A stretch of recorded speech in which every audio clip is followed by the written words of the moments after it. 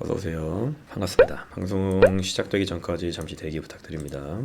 평원님 항상 일찍 들어와서 방송 시청해주시는 거 감사드립니다. 반갑습니다. 그리고 몇 번 결석하셨다고 해도 끝까지 이렇게 들어와 계신다는 거에 대해서 저는 감사할 따름입니다.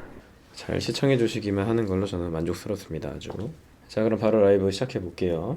우선 사실 텔레그램에서 필요한 정보들을 여러분들한테 다 말씀을 드렸기 때문에 그 정보들을 어떤 식으로 정리해서 여러분들이 받아들여야 될지 그러한 부분들에 조금 중점을 둔 다음에 말씀을 드리는 게 나을 것 같습니다. 이미 한 번씩은 다 받아보셨던 정보들이고 확인을 해보셨겠지만 이해가 안 되는 부분들을 바로바로 피드백 받고 또 여쭤보시면서 그렇게 알아가시는 시간을 가져보는 것도 또 괜찮을 것 같아요. 아무튼 방송 바로 시작해 보도록 하겠습니다. 제가 말씀드리고 싶은 부분은 뭐냐면 일단 비트코인이 돌파가 나왔어요. 이 추세 상단 추세 돌파가 나왔지만 어떤 모습이죠? 여기 횡보하고 있던 매물대 있죠. 이 매물대가 이렇게 우측으로 저항이 작용이 된단 말이에요. 만약에 비트가 얘를 확 뚫고 가는 거였으면은 사실 이렇게 좀 지지부진한 움직임이 나와주는 건 좋지 않다라는 얘기를 드릴 수가 있습니다. 이게 어떤 얘기냐면요, 매물대 저항을 지금 받은 상태에서 수급이 들어오기는 해요. 요 밑꼬리들 보시면 수급이 들어오는데 금세 또 윗꼬리 캔들이 달리면서 헤드앤숄더 패턴이 형성되고 있는 상태죠. 만약에 이 매물대를 한 번에 소화하려고 했으면 어떻게 가야 됐었냐, 횡보가 조금 더 길어졌어야 됩니다. 이런 식으로 돌려서 갔으면은 얘를 소화한 채로 움직임이 나왔을 수 있는데 지금은 조금 급해요. 그러니까 이 매물이 형성된 기간에 비해서 매집했던 기간이 그다지 길지가 않다. 1대 1의 비율이거든요. 거의 주식이나 코인이나 기본은 뭐냐면 어쨌든 하락 매집 상승이에요.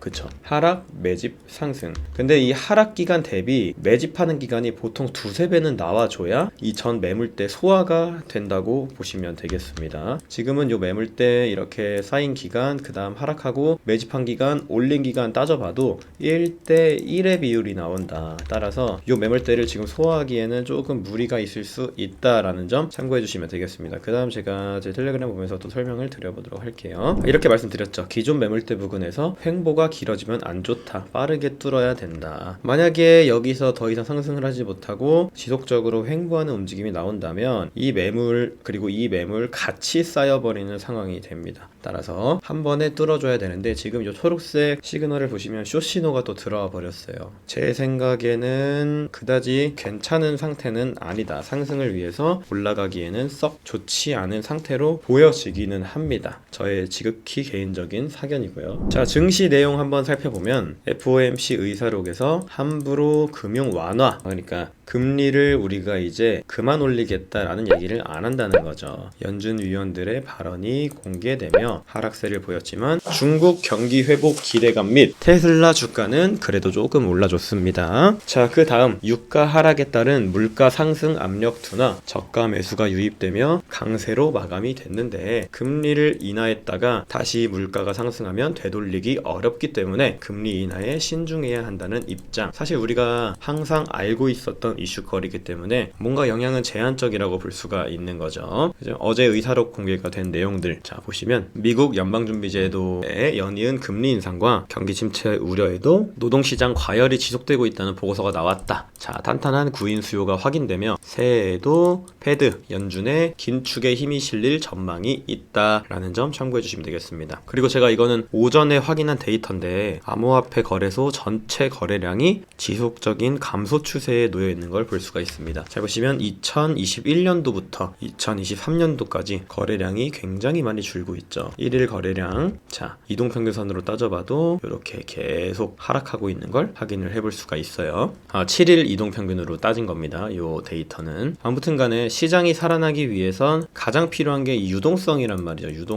유동성은 거래량을 의미를 합니다. 시장이 어쨌든 연료로 삼을 수 있을 만한 건 아무리 호재가 있다고 해도 사람들의 매수세가 들어와 줘야 되는 부분인 거죠. 근데 지금 2021년도부터 추이로 따져봤을 땐 거래량이 계속 줄고 있는 상태가 유지가 되고 있습니다. 아무래도 시장의 관심도가 급격하게 하락하고 있다는 반증이 되기도 하겠죠. 따라서 이 거래량이 좀 살아나기 전까지는 우리가 조심을 해볼 필요가 있겠다라는 점 참고를 해보시면 되겠고요. 자, 중소기업의 일자리 감소는 실업률의 상승으로 이어지는 경향이 있으며 보통 경기 침체의 선행 지표다 라는 얘기가 있습니다. 이 파란 선을 보시면 중소기업 일자리 수예요. 그리고 빨간색은 실업률이죠. 당연한 얘기인데 중소기업 일자리 수가 쭉 줄어들게 되면 실업률은 당연히 올라가게 되겠죠. 그리고 역사적으로 실업률이 폭등하는 순간이 경기 침체의 시작이었습니다. 그래서 이 지표를 경기 침체의 선행 지표로 보시면 되는데 역사적으로 과거에 경기 침체가 왔던 구간들을 다 살펴보게 되면 중소기업 일자리 수가 줄어들면서 실업률이 늘어나는 구간이 경기 침체 구간이었습니다. 근데 지금 굉장히 중소기업 일자리 수가 많고 실업률은 거의 바닥권에 있죠. 만약에 이 두 가지 지표가 크로스가 빡 된다면 경기 침체 시작!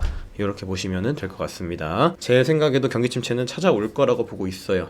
사실 기대하는 게 뭐냐면 단기 반등 나왔다가 저는 하락하는 걸 기대합니다. 단기 반등 나왔다가 일단 지금 요 매물대도 소화하지 못하고 있는 상태이기 때문에 지금은 시간이 좀 걸리겠지만 살짝 횡보해주면서 확 쳐주고 내려오는 거를 저는 기대를 하고 있어요. 확 쳐주고 요 매물 한 번에 소화 못하겠죠. 요런 식으로 좀 내려가는 모양새를 일단 기대는 해보고 있습니다. 그래서 지금은 약간 단타식으로 접근하기에는 나쁘지 않겠다 라는 정도 참고해 주시면 되겠습니다. 자, 그 다음 내용 살펴보게 되면은 이거는 제가 또 한 2시 반쯤에 참고를 한 데이터예요. 펀딩비가 이렇게 양수에 놓여져 있는 상태죠. 양수에 초록색. 펀딩비가 양수라는 건 일단 매수 우위라는 얘기가 돼요. 웬만한 거래소에 펀딩비가 양수, 즉 초록색에 위치하고 있다는 건 롱을 잡은 사람들이 더 많다. 숏을 잡은 사람들보다. 근데 이 거래소 매수세 CVD라는 지표거든요. 제가 전체 거래소를 다 적용시켜 놓은 건데 이 거래소 매수세는 펀딩비 상승에 비해 살짝 줄고 있습니다. 그래서 지금 상태를 정리를 해보자면 롱을 잡은 사람들은 많긴 한데 거래소 매수세는 그다지 유의미한 걸 눈치는 채지 못하겠다. 거래소 매수세가 확 튀어주지 않는 이상 아무리 롱 우위라고 해도 실질적인 매수세가 좀 받쳐줘야 된다라는 얘기가 되겠습니다. 그 다음 여기 낙준님 트위터에서 좀 유명하신 분인데 제가 데이터를 퍼온 거예요. 자, 시장의 유동성이 알트로 몰리면서 소멸되어 간다. 지금 이분이 보는 시야에서는 불반등할 근거를 전혀 모르겠다. 자, 이 데이터를 보시면 이 주황색 보이시죠? 주황색 이렇게 튀어 올라가는 것들